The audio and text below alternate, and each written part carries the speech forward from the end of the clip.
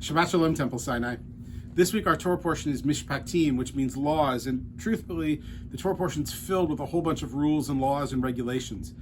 What really jumps at me, though, is this line that the Israelites say in accepting Torah. They say, Na'aseh v'nishma, we will do and we will listen. And that combination of both listening and doing, of contemplating and acting, becomes a defining element of who we are as Jews and our identity.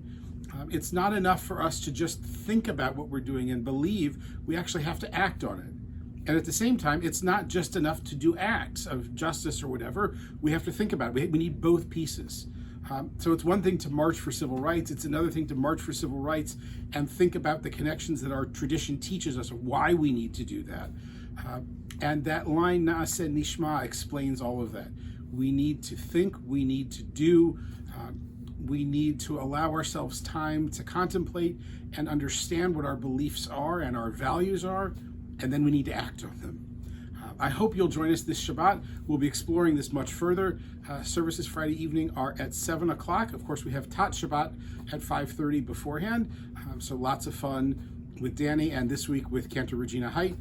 So join us for that. 7 o'clock services Friday evening. Saturday morning, Torah study at 8:30, the Minyan at 9:15. On Sunday, we have next door. All the school things are in session. Purim rehearsal on the afternoon on Sunday. Next week, a couple of interesting things.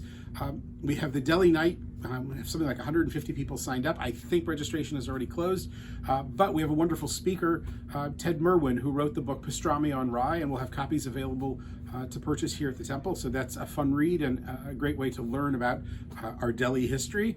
And then Friday evening is our fourth graders Shabbat, and we're also recognizing Refugee Shabbat. And particularly in a time now where refugees are feeling threatened and pushed in our community, we Jews are called to welcome the refugee, to help protect them, to do whatever we can to make sure that they feel at home and a part of our society, just as we were refugees once and we sought that same kind of protection. For now, I wish you a Shabbat of recognizing that we need to both think and do, that our faith calls us to do both things and to let both of those streams flow within us and both of them work to make the world more whole. Shabbat Shalom for now. Look forward to seeing you at the temple.